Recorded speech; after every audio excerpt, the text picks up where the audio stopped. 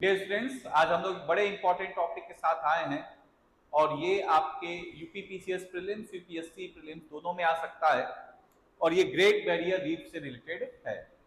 अब ये एक रिपोर्ट आया है और ये रिपोर्ट है ऑस्ट्रेलियन मेरीन कंजर्वेशन सोसाइटी का, जो ये क्लेम कर रहा है कि इस बार जो कोरल ब्लीचिंग हुई है 2024 में, ये 2016 में जो कोरल ब्लीचिंग हुई उससे भी ज्यादा नुकसानदायक आपका है ये। तो ये बात आप देख सकते हैं कि ये जो आपका ग्रेट बैरियर रीफ है, ये ऑस्ट्रेलिया के ईस्टर्न प्रोविंस में आपका है, आपके नॉर्थ ईस्टर्न पार्ट में आप कह सकते हैं। वैसे ऑस्ट्रेलिया टोटल 7 प्रोविंसेज में आपके डिवाइडेड है, QNB, Queensland, New South Wales and Victoria, और उसके नीचे तस्मानिया। तो ये 3 आपके मेजर स्टेट्स हैं। फिर Northern Territory, southern Australia, Western Australia.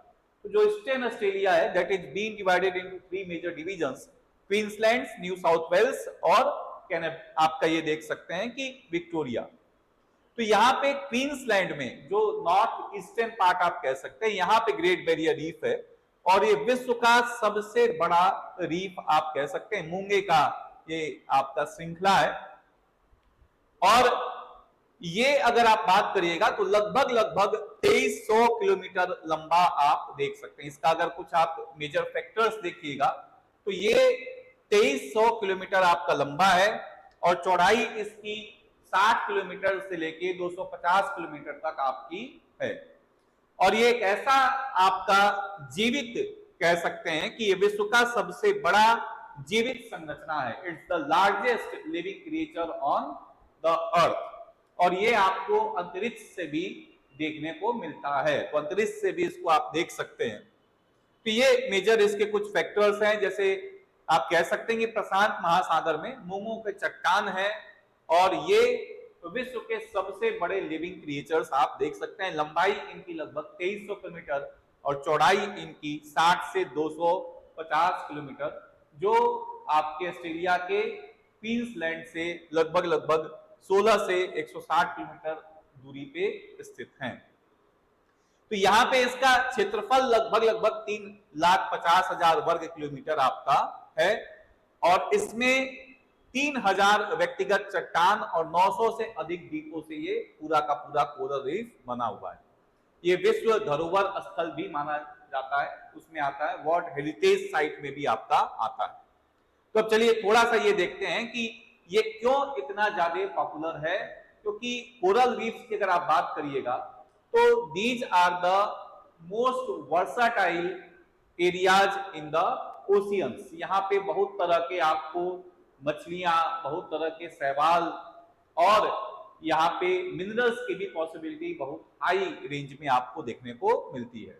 They are acting as a filter and आप कह सकते हैं कि ये वाटर को आपके शुद्ध करने में, उनको प्योर करने में भी मेजर भूमिका इनकी होती है।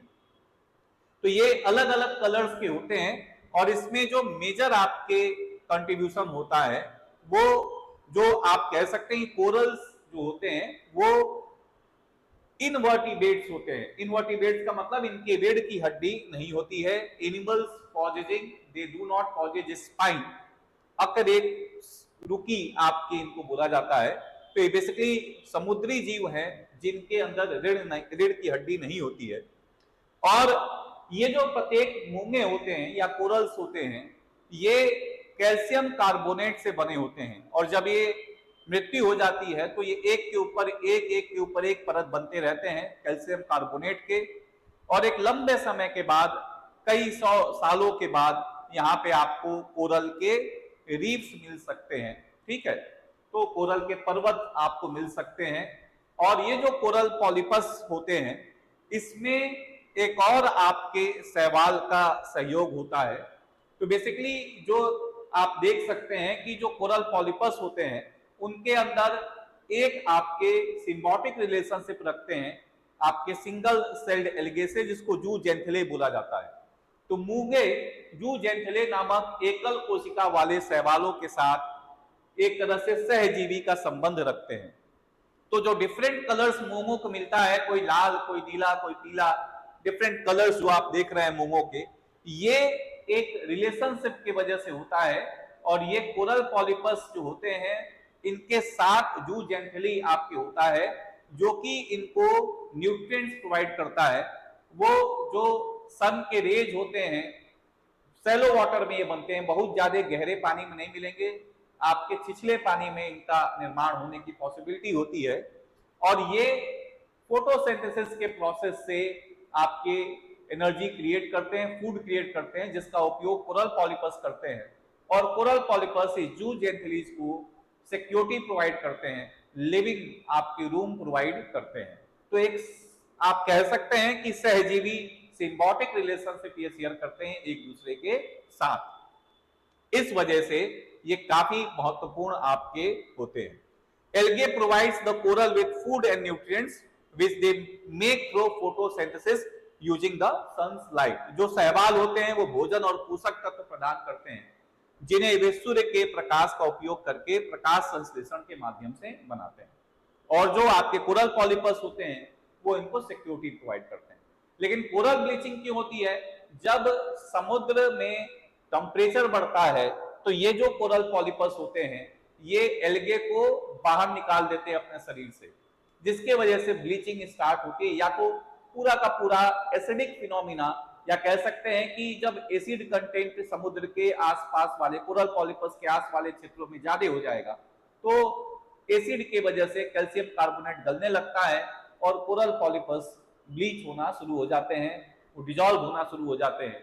साथ ही साथ में टेम्परेचर बढ़ेगा तो भी आप देखिएगा कि यहाँ पे आपके कोरल पॉलिपस जू जेंथले को अपने शरीर से बाहर निकाल देते हैं।